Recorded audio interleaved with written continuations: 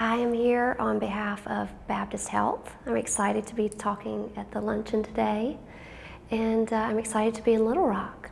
Tell me, what will you be telling the folks today? I wrote a book called The Help. It came out in 2009, and I have been just on the wildest journey ever since. After the book came out, then we made the movie, and then we went to the Oscars, and I feel like we're finally decompressing a little bit.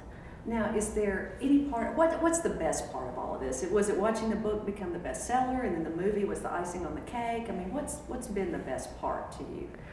Look, I know it sounds so corny, but when I do engagements like this, speaking with Baptist Health, I do these things all over the United States, and they write me a check, and I get to then give that check to another organization that needs it, and that is, it's so rewarding.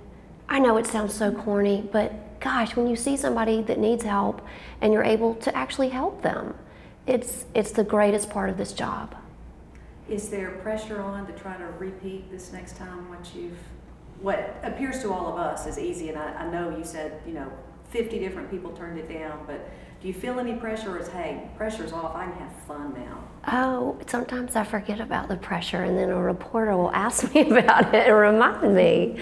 I try to set it aside if I'm doing events and speaking, and I go on the road and I try to encourage other writers to stick to it. Just be ready for the rejections.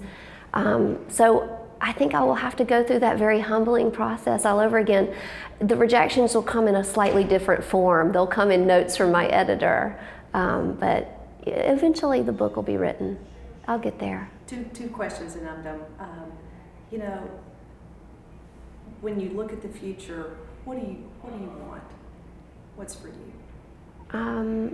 It comes down to the basics. I just want to write a good book. I want my family to be happy and healthy. That's pretty much the only things, That's so cool. What has kept you so humble through all of this? Oh gosh, I receive a ton of criticism. This has not all been like balloons and clowns, and that helps keep you grounded. In the end, you're just so happy that people are talking about not so much the book, but this topic of race that was so taboo for so long in America. I got to tell you, I'm so excited that people are talking about race and getting things out on the table, because everyone was frozen for a decade, 2 decades, because they were so afraid they would say the wrong thing, and it seems as if it was separating people even more. I'm not saying I've solved the problem by any means, but gosh, I think I've started some conversations that might not have happened.